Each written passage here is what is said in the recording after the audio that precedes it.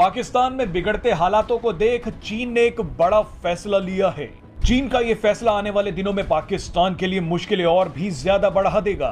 दरअसल चीन के आदेश के बाद अब पाकिस्तान की सरकार पीओके में चल रही सीपेक परियोजना में काम कर रहे चीनी मजदूरों को अब बुलेट प्रूफ कार देने के लिए मजबूर हो गई है। इसका मतलब यह है कि पाकिस्तान में चीनी मजदूरों को इमरान खान और कई पाकिस्तानी मंत्रियों से भी ज्यादा सुरक्षा मिलेगी। सीपेक पर काम करने वाले चीनी मजदूर अब सरकारी बुलेट प्रूफ कार में काम करने जाएंगे, क्योंकि चीन के इन कर्मचारियों पर लगातार हमले किए जा रहे हैं और ये हमले लगातार आक्रामक होते जा रहे हैं।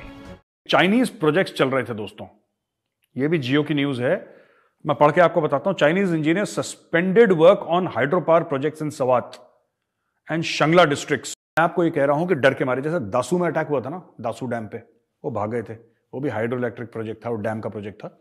यही अब फिर ये लोग भाग गए चाइनीज यहां से, क्योंकि चाइनीज ये कह रहे हैं कि यार तुम हमें सिक्योरिटी नहीं प्रोवाइड कर सकते। और चाइनीज को ऐसा क्यों लगा, चाइनीज को अचानक ऐसा क्यों लगा कि पाकिस्तानी हमें सिक्योरिटी प्रोवाइड नहीं कर सकते? अटैक तो पहले भी हुआ है चाइनीज पे, एक कराची में हुआ है, एक दासू पे हुआ है।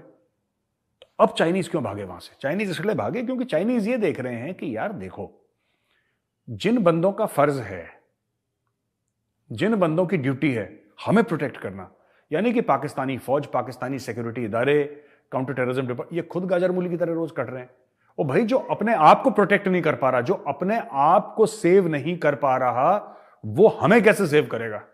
तो चाइनीज ने हाथ जोड़ लिया, भाई साहब हम कहीं और जाके रहेंगे जब तक ये मामला नॉर्मलाइज नहीं होता। और मैं आपको बताता हूं, ये चाइनीज प्रोजेक्ट्स, चाइनीज को एक तो ये सब करना ही नहीं चाहिए था। पता नहीं क्या सोच कर आए थे यार चाइनीज पाकिस्तान में कि हम यहां पे पैसा कमाएंगे, ये कमाएंगे, वो कमाएंगे। इन्होंने सीपैक डुबवा दिया अपना पूरा, कि हम इंडिया को एनसर्कल करेंगे और यहां से हमारा बेल्ट एंड रोड होगा और फिर हम ये करेंगे। खुश हो गए, मौज आ गई बेल्ट एंड रोड करके। उसी बेल्ट से तुम्हारी पिटाई कर रहे हैं टीटीपी वाले और रोड पे तुम्हें ले आए। बेल्ट एंड रोड इनिशिएटिव हो गया, बेल्ट से तुम्हारी सुतैया हो रही है और रोड पे तुम खड़े हो।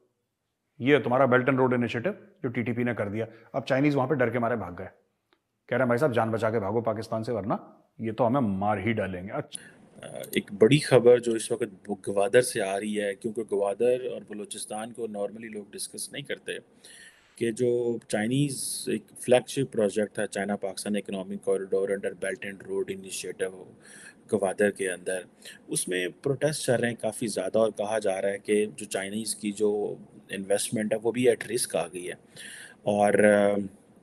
और ये समझें कि एक डी फैक्टो कर्फ्यू जो है वो पाकिस्तान इस गवादर पोर्ट पे जो है वो लग चुका है। और जो ये जो हकूक़ की मूवमेंट है, इसके ऊपर भी ज़ाहिर बात है क्रैकडाउन की बातें हो रही हैं। और आपको पता है गवादर जो है वो चाइना पाकिस्तान इकोनॉमिक कॉरिडोर और बेल्ट एंड रोड इनिशिएटिव जो इन्वेस्टमेंट है उसका एक सेंट्रल पॉइंट है।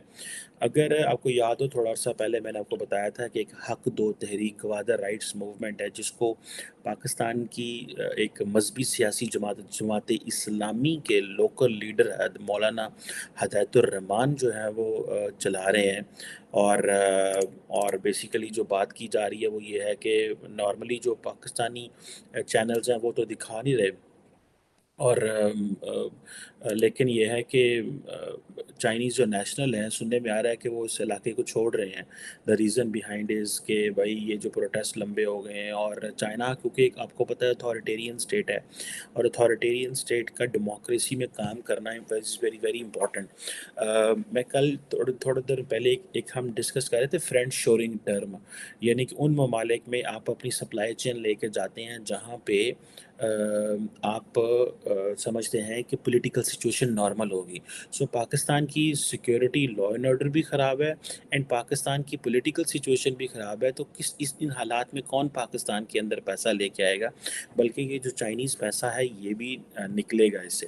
अब सिचुएशन ये है कि ग्वादर के अंदर इंटरनेट बंद कर दिया गया है, और बलूचिस्तान के अंदर गवर्नमेंट तो मौजूद है, लेकिन ये जो गवर्नमेंट है वो बस ये वो लोग हैं जो या सरदार हैं या ये एलीट है, जो आप समझ लें कि इस्टेब्लिशमेंट को रिप्रेजेंट कर रही है और जो स्टेटस को रिप्रेजेंट कर रही है।